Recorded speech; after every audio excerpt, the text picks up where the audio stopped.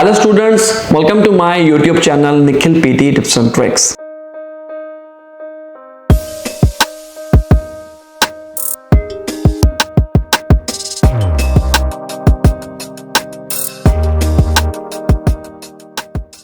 This video will be in Hindi language and topic is PT speaking repeat sentences. कईयों के चेहरे के ऊपर ना खुशी आ गई होगी क्योंकि ये जो टॉपिक मैं आपको बताने वाला हूँ ना, इसके अंदर मेजॉरिटी ऑफ स्टूडेंट्स को दिक्कत आती है। जितना मर्जी कोशिश कर लें, रिपीट सेंटेंस इंप्रूव ही नहीं हो पा रहे हैं। प्रैक्टिस कर ली, दिन के 40 क्वेश्चंस कर लिए, स्टडी प्लान हमने बनाया हुआ है, फिर भी रियल एग्जाम में गलतियां हो जाती हैं। वजह क्या है? आज इस वीडियो के अंदर आई एम श्योर आपके सारे जो डाउट्स हैं वो क्लियर होने वाले हैं। इस वीडियो के अंदर मैं इन डिटेल में आपको बताऊंगा कि स्कोरिंग कैसे होती है, कैसे हम प्रैक्टिस करें, कैसे अचीव कर सकते हैं अच्छे स्कोर्स, ताकि इसका जो इम्पैक्ट है स्पीकिंग के साथ साथ लिसनिंग के ऊपर भी पड़ता है। देखो, कई बार आपने देखा होगा स्पीकिंग में अच्छे स्कोर्स आ चुके हुए हैं लेकिन आपके लिसनिंग में कम हो गए। ये इम्पैक्ट डाल सकते हैं, तो ध्यान से इस वीडियो को एंड तक देखना। तो इसको समझने के लिए हम चलते हैं अपनी वेबसाइट के ऊपर nikhilpt.com, जो आपकी आंखों के सामने है। अगर आपने हमारी वेबसाइट के ऊपर विजिट अभी तक नहीं किया है तो काइंडली विजिट करिए। रजिस्ट्रेशन के ऊपर आपको एक फ्री स्कोर्ड मॉक टेस्ट मिलेगा। मॉक टेस्ट देना बहुत ज़रूरी है क्योंकि इससे आपको टाइम मैनेजमेंट का पता लगता है कि कौन से टॉपिक के ऊपर हमें कितना टाइम चाहिए।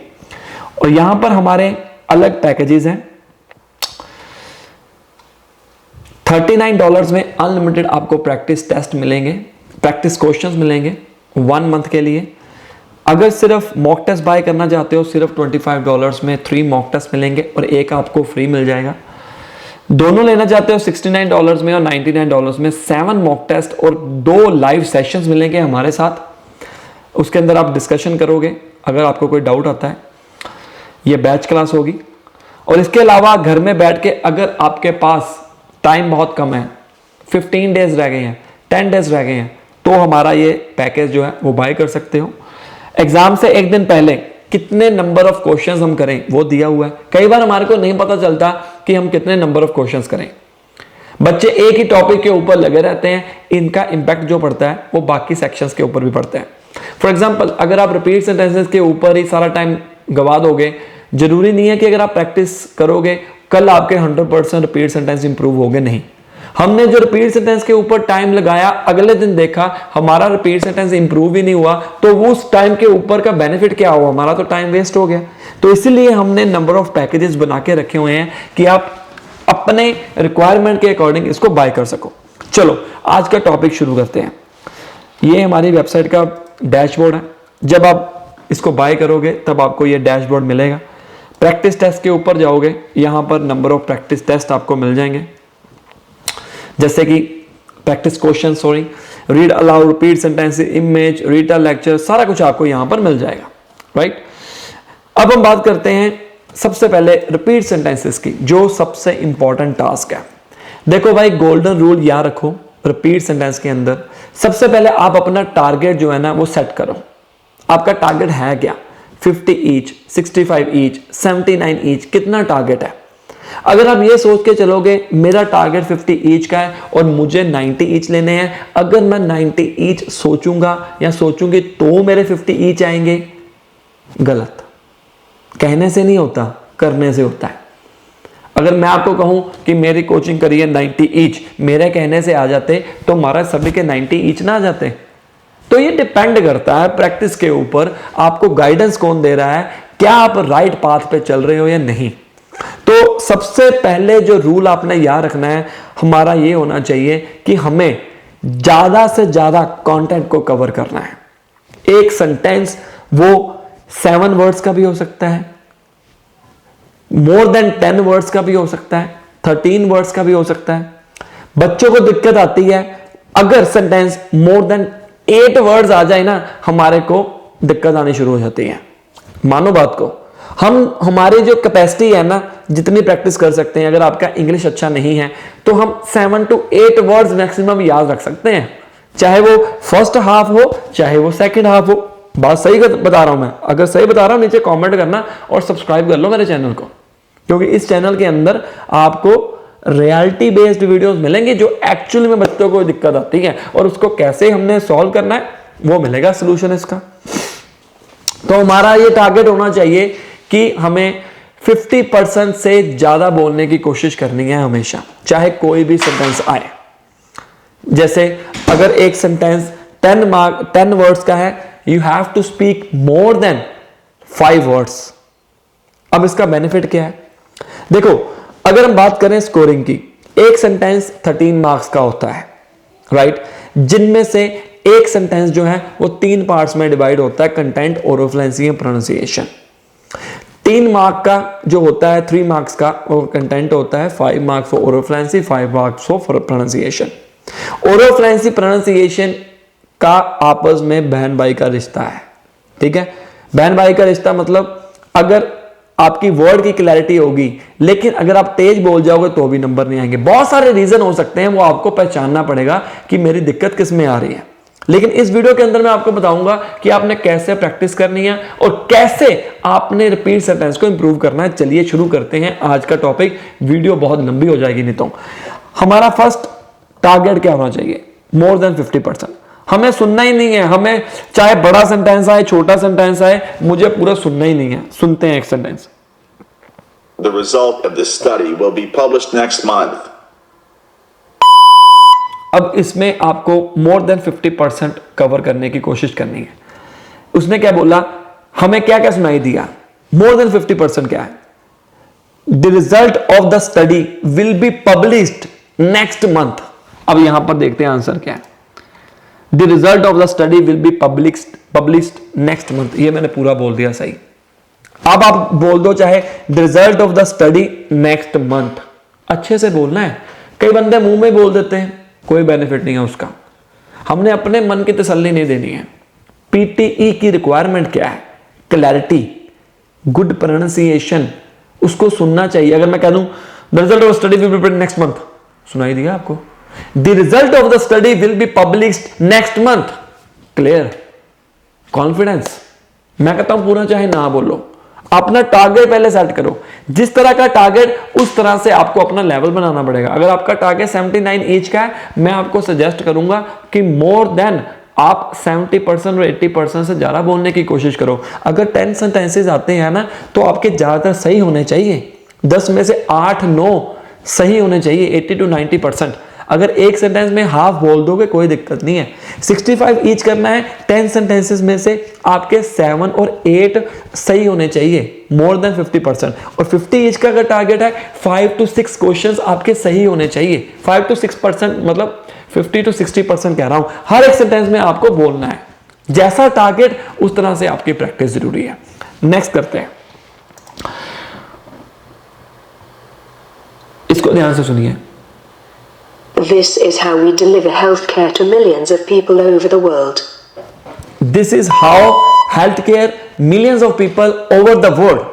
चाहे is RM की गलती हो होते no. This is how we deliver healthcare millions of people over the world. मैंने टू नहीं बोला, मैंने डिवाइड कर लिया सेंटेंस को। पहले उसको सुनो। हम बंदे क्या करते हैं, कोई स्टूडेंट की पहले से ही कंफ्यूजन क्रिएट करना शुरू कर देते हैं। जब मोर देन 50% अगर 5 और 6 वर्ड से ज्यादा बोल देना, हमारे माइंड जो है वो वॉश आउट होना शुरू हो जाता है कि यार इतना बड़ा सेंटेंस में बोलूंगा कैसे। माइंड को ये मत सोचने दो, जितना सुन सकते हो सुनो, तभी आपके नंबर आएंगे।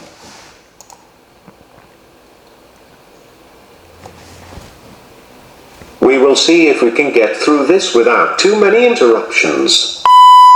We will see too many interactions. Interactions बोला या इंटरप्शंस बोला, अगर आप इतना बोलोगे आपके लिए धीरे धीरे इंप्रूवमेंट होगी। पहले आप इतना तो सुनो। देखो हमने क्या बोला, we will see too many interruptions, मैंने बोला इंट्रैक्शंस। अब ये मैंने नहीं बोला get through this without too many interruptions. आप फर्स्ट हाफ याद रख लो और एंड वाला हाफ याद रख लो, खत्म कहानी होगी। ठीक होगी बात? जैसे कि उसने बोला we will see we can get through this without too many interruptions. आप बोलिए we will see too many interruptions. Next question करते हैं, ट्राई करो मेरे साथ भी। The undergraduate students are taught a rigorous course in our psychology department. अब इसको डिवाइड करो। आपने क्या सुना?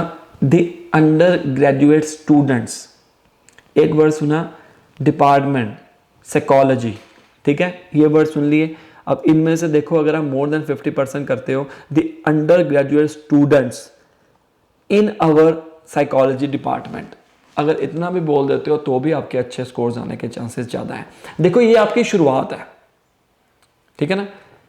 स्टार्टिंग में आप धीरे धीरे इंप्रूव करोगे, ये नहीं है कि एक दिन में आपके रिपीट सेंटेंस इंप्रूव हो जाएंगे। It's a listening section and you can improve only by practice. मैं हमेशा अपनी वीडियो में यही कहता हूँ, इसका कोई टेम्पलेट नहीं है, इसकी सिर्फ ट्रिक यही है कि आप मोर देन 50% से ज़्यादा बोलने की कोशिश करिए, आपके अच्छे स्कोर्स आने के चांसेस बहुत ज़्यादा हैं। और यकीन मानो, मैंने ये ट्रिक्स जो हैं अपने स्टूडेंट्स के ऊपर अप्लाई की हुई हैं और स्टूडेंट ने भी इसको प्रूव किया हुआ है। रियल एग्ज़ाम में अगर वो मोर देन 50% से ज़्यादा बोलते हैं तो अच्छा स्कोर्स आने के चांसेस बहुत ज़्यादा होते हैं। लेकिन अगर मैंने कह दिया कि मोर देन 50% बोलो, अगर फिर भी स्कोर नहीं आए तो उसके रीज़न बहुत सारे हो सकते हैं। जैसे फर्स्ट रीज़न ये हो सकता है कि आपने क्या पता कौन सी ओरोफ्लेंसी में बोल रहा है। समझ रहे बात को? जरूरी नहीं है कि आपको टेम्पलेट्स मिल गए, ट्रिक्स मिल गए, आपके अच्छे स्कोर्स आ जाएंगे, ऐसा नहीं है। आपको उसके ऊपर प्रॉपर कंसंट्रेशन करनी पड़ेगी, क्या आपकी गुड ओरोफ्लेंसी प्रोनाउंसिएशन है तो आपके अच्छे स्कोर्स आएंगे, अदरवाइज नहीं। तो जितने मर्जी क्वेश्चन करते रहो, ट्राई करो मोर देन 50% बोलने की। The quality of our accommodation is high, but it is still affordable for students. The quality of our accommodation is high, but it is still affordable for students.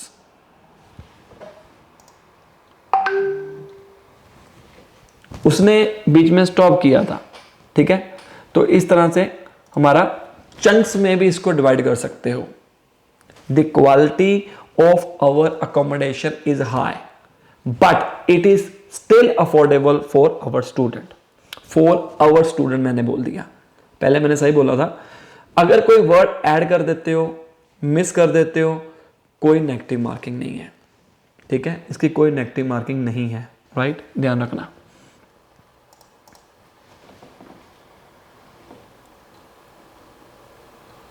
More females than males graduated from universities last year. More females and males graduate university last year. चाहे बीच में मेरा कोई helping verb मैंने वो नहीं किया। More females than males उसने बोला था, मैंने बोला more females and males graduate from university last year। कोई दिक्कत नहीं, मैंने than की नहीं बोला, and बोल दिया। क्लियर तो बोलना ना। अगर देखो इसमें 50% क्या है, 1 2 3 4 5 6 7 8 9 9 है, ठीक है। मैंने क्या बोला 1 2 3 4 5 6 7। मैं कहता हूं 9 का हाफ क्या होता है 4.5, हम 5 मान के चलते हैं।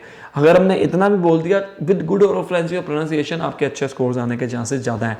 बाकी ये कोई 100% गारंटी नहीं होती किसी चीज़ की, क्योंकि रियल एग्जाम में मुझे नहीं पता कि आप कैसे बोलोगे। अगर आप इस तरीके से ओरोफ्लेंसी के साथ बोलोगे, अगर आपको समझ आ गया कि भाई इस तरीके से बोलना है, तो ज़रूर आपके मार्क्स आएंगे। इसके अलावा देखो गाइज, ज़रूरी नहीं होता कि आपकी प्रॉब्लम सिर्फ रिपीट सेंटेंसेज में है, प्रॉब्लम कहीं और भी हो सकती है। वो चेक करना पड़ता है जब आपके टेस्ट लेते हैं। इसी तरह बहुत सारे स्टूडेंट्स जो स्ट्रगल कर रहे हैं उनको नहीं पता चल रहा। अगर आप भी उनमें से एक हो या आप फर्स्ट टाइम के ऊपर एग्ज़ाम क्वालिफाई करना चाहते हो, राइट गाइडेंस के साथ अगर आप एग्ज़ाम दोगे तो आपके चांसेस बहुत ज़्यादा होते हैं। अगर आपको मेरे पढ़ाने का तरीका अच्छा लगा, अच्छी मतलब जो मैं समझा रहा हूँ वो आपको पल्ले पड़ रहा है, टीचिंग स्टाइल अच्छा लगा है, मेरी वीडियोस चेक करिए और आप हमारे से कांटेक्ट कर सकते हैं ऑनलाइन कोचिंग के लिए भी, चाहे आपका कोई भी टारगेट हो। आपके टाइम के अकॉर्डिंग हम आपको क्लासेस देंगे, बैच क्लासेस हैं, पर्सनल क्लासेस हैं। अगर आप जॉब करते हो तो भी कोई दिक्कत नहीं है, स्ट्रगल कर रहे हो, आप अपना स्कोर कार्ड हमारे साथ शेयर करो। सामने व्हाट्सएप नंबर है, इंडिया का भी और ऑस्ट्रेलिया का भी। Best of luck.